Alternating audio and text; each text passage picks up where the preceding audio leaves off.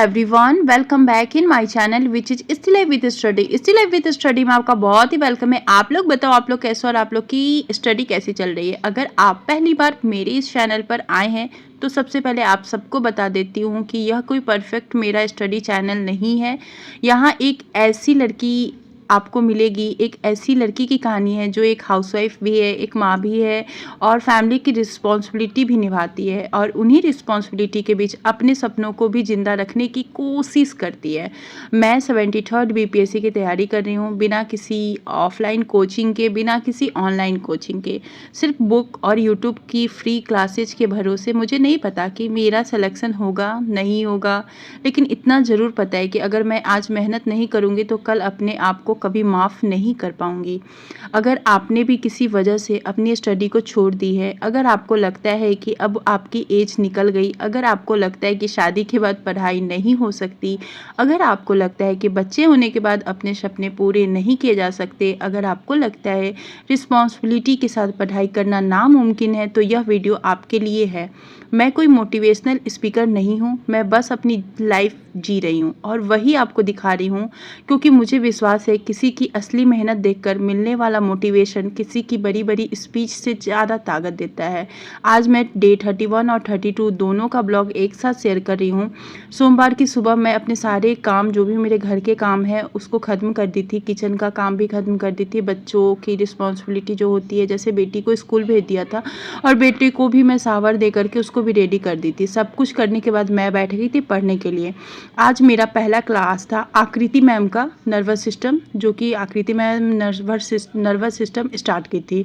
CNS, PNS, cranial nerve, brain के parts, ये सब कुछ शुरुआत में मैम बता रही थी और मुझे ना स्टार्टिंग में बहुत ही ज़्यादा टफ लगता था नर्वस सिस्टम चैप्टर, लेकिन जब बार बार आप पढ़ते रहिए तो धीरे धीरे वो चीज़ ना आसान लगने लगती है। मुझे हमेशा लगता है कि कोई भी सब्जेक्ट हार्ड नहीं होता, बस उसे छोड़ देने की आदत से वो सब्जेक्ट हार्ड हो जाता है। जो इंसान रोज़ बैठ जाता है वो धीरे धीरे हर कठिन चीज़ जो होता है वो सीख जाता है।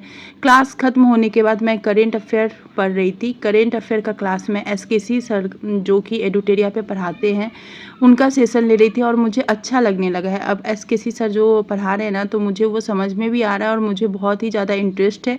और प्लस अब मुझे टेंशन नहीं है कि मैं बिहार वाले टीचर से नहीं पढ़ रही हूँ। नहीं तो पहले मुझे बहुत टेंशन हो रहा था। गौरव सर से पढ़ती थी तो बहुत अच्छे से समझ में आता था, बट मुझे टेंशन होता था कि मैं बिहार वाले सर से नहीं पढ़ रही हूँ और बिहार का क्वेश्चन मेरे से गलत हो जाएगा।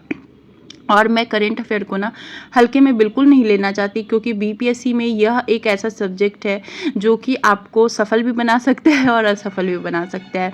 फ़र्क बन जाता है यार, इसको पढ़ने अगर ना पढ़िए ना तो बहुत ही ज़्यादा फ़र्क हो जाता है।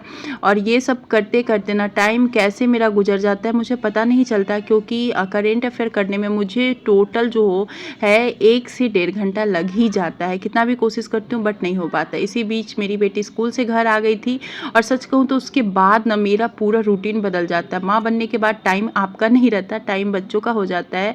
ये चीज़ मुझे अब रियलाइज होती है। जब बच्चा बुलाए वही जाना पड़ता है, जब उसे भूख लगे पहले उसे खाना खिलाना पड़ता है, जब वो रोता है पहले उसे संभालो। कई लोग पूछते हैं 5-6 घंटा की पढ़ाई आप कैसे कर लेती।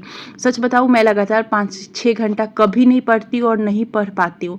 मैं 20 मिनट पढ़ती हूँ, फिर कोई काम आ जाता है, 30 मिनट पढ़ती हूँ, फिर कोई काम आ जाता है।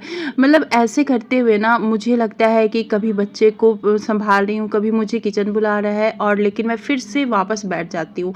और शायद यही मेरी ताकत है कि मैं हर बार वापस बैठ जाती हूँ, क्योंकि मुझे पता है कि सपने उन्हीं के पूरे होते जो बार बार शुरुआत करते हैं। 13 जुलाई यानी कि सोमवार, और आज भतीजे का बर्थडे था, तो जो भी डिनर था वो भैया भाभी ने भेजा था। तो डिनर बनाने का आज मुझे कोई भी टेंशन नहीं था कि आज मुझे डिनर बनाना है और ये करना है।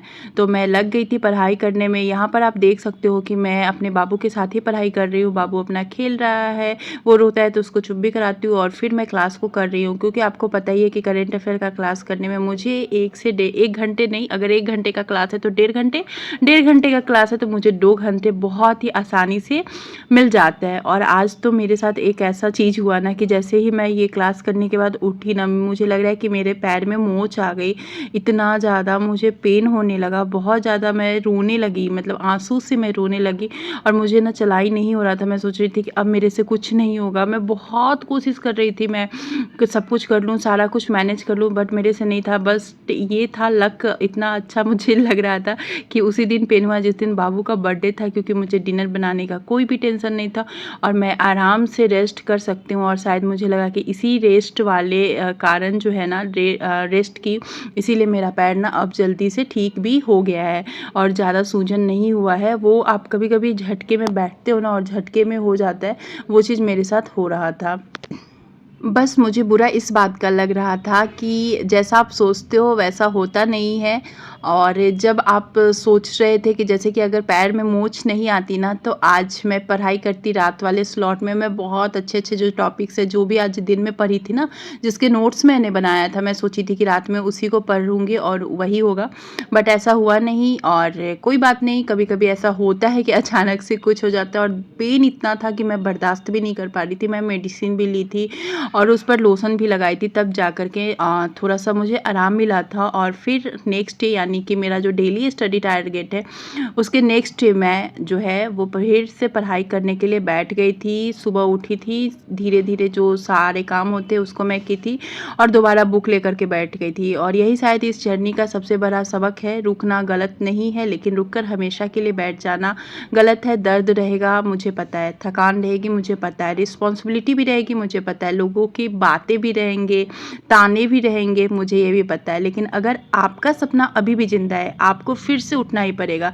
आज मैं फिर से करेंट अफेयर पढ़ी थी, जो कि 14 जुलाई का यानी 14 जुलाई का था। फिर से नर्वस सिस्टम का सेकेंड क्लास मैम करवाई थी। अब मेरा प्लान है कि रात वाले स्लॉट में इन्हीं टॉपिक्स की रिवीजन करूं और स्पेक्ट्रम बुक भी पढूं। अगले 1-2 दिन में ना मैं ज्योग्राफी एनसीईआरटी भी शुरू कर दूंगी। बहुत सारे लोग पूछते हैं कि स्पेक्ट्रम बुक कैसी है, तो अभी मैं पूरी नहीं पढ़ी हूँ, इसलिए झूठी रिव्यू नहीं दूंगी। जब मैं कुछ पढ़ लूँगी, अच्छे से समझ लूँगी, तब उसके साथ ऑनेस्ट वाला जो रिव्यू है वो आपके साथ शेयर करूँगी। और इसी तरह से बीपीएससी प्री का सिलेबस भी मैं अगले वीडियो में कोशिश करूँगी कि बहुत ही अच्छे से डिटेल से आप लोग के साथ शेयर करेंगे। क्योंकि बहुत सारे लोग मेरी वीडियो देखकर कहते हैं कि आप कैसे कर रही हैं और सिलेबस बताइए, मैं भी करना चाहती हूँ। तो फिर मैं सोच रही हूँ कि उनके लिए एटलीस्ट जो सिलेबस मुझे पता है, क्योंकि मुझे तो अभी मैं इस लाइन में आई ही हूँ या इसकी प्रिपरेशन करना स्टार्ट ही क्यों, तो मुझे ज़्यादा कुछ पता नहीं है, लेकिन जो मुझे पता है वो मैं आपके साथ शेयर ज़रूर करूँगी। और बहुत लोग मेरी वीडियो देख के कहते हैं कि आपके पास फैमिली है इसलिए पढ़ लेती हैं। मैं सिर्फ इतना कहना चाहती हूँ कि हर इंसान की अपनी अपनी लड़ाई होती है, मेरी भी है। मैं कई बार रोती हूँ, कई बार लगता है कि अब नहीं होगा, कई बार लगता है कि शायद किस्मत में सरकारी नौकरी नहीं है। लेकिन फिर खुद से एक सवाल पूछती हूँ कि आज मैं हार मान ली तो क्या कल मुझे अपने हार मानने का पछतावा नहीं होगा? ज़रूर होगा, हर इंसान को होता है। इसलिए मैं फैसला की हूँ कि मैं रिजल्ट से पहले हार नहीं मानूंगी। सिलेक्शन होगा या नहीं होगा ये मेरे हाथ में नहीं है, लेकिन मेहनत करना, रोज़ बैठना, खुद को बेहतर बनाना, यह पूरी तरह से मेरे हाथ में है। अगर मेरी जर्नी को देखकर एक भी इंसान अपनी छोड़ी हुई बुक दोबारा उठा ले और एक माँ अपने सपनों को फिर से जीने की हिम्मत कर ले, अगर एक भी लड़की यह सोच ले कि रिस्पॉन्सिबिलिटी और सपने साथ साथ चल सकते, तो मुझे लगेगा मेरी मेहनत सफल हो गई। याद रखिए, मेहनत कभी बेकार नहीं जाती, या तो वह आपको मंजिल देती है या फिर आपके इतना मजबूत बना देती है कि अगली मंजिल जितना आसान हो जाता है। इसलिए चलते रहिए, धीरे चलिए, लेकिन रुकिए मत। और हारने वाले लोग कभी भी नहीं जीतते हैं। मैं अभी उठना नहीं छोड़ूंगी, जब तक मेरी सांस है तब तक मेरी कोशिश है, और जब तक कोशिश है तब तक मेरी उम्मीद है। तो अब मिलूंगी नेक्स्ट स्टडी स्लॉट में, तब तक के लिए tata bye, take care, be happy. और कमेंट जरूर कीजिएगा कि आपको मेरा वीडियो कैसा लगता है। Bye, take care.